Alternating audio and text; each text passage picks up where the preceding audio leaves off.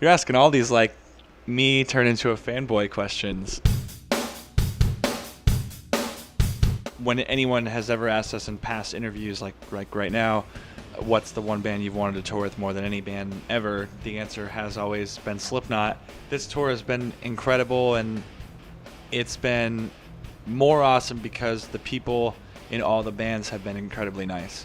Like we've done a lot of tours on a lot of with a lot of different bands where some of them are just like not very welcoming, or they're just, I mean, I get everybody needs their personal space, and I'm certainly not one to just go out and be like a super social butterfly or anything, but I really don't like when the dudes in like the headlining bands have this attitude and this ego, and Slipknot is not like that at all. Like Corey Taylor just comes and sits down at our table and hangs out with us, and it's like I mean, it's the 16-year-old me is having a meltdown when he's there because I'm just like, what do I say, you know?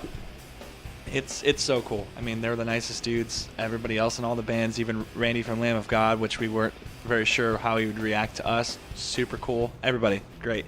Seeing Slipknot play on stage every day and what they are capable of doing, and especially after how long they've been touring, it's more so it's just inspiring on its own, you know?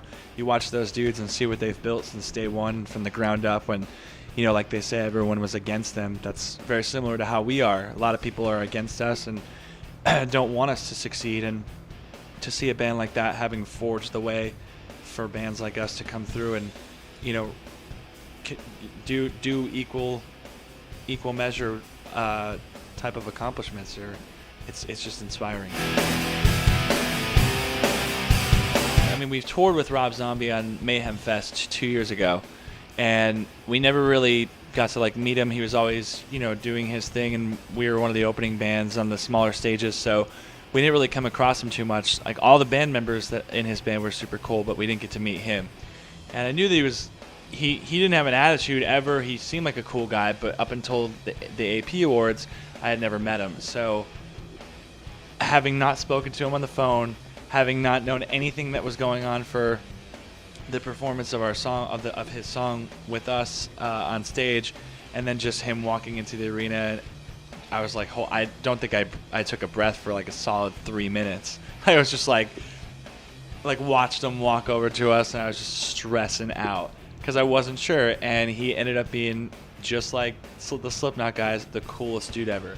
He was just like, he just didn't have like a care. He wasn't serious. He was just like, yeah, let's roll the song. Fuck it, let's just do it. We'll just do it a few times and fuck it. And it was so awesome because it was Rob Zombie being Rob Zombie, and it was such a huge moment for us when we were rehearsing the song and then performing the song equally. Just massive moment, and I just don't know what's next. You know, we keep having all these really fortunate things happen to us where I'm not really sure what's next.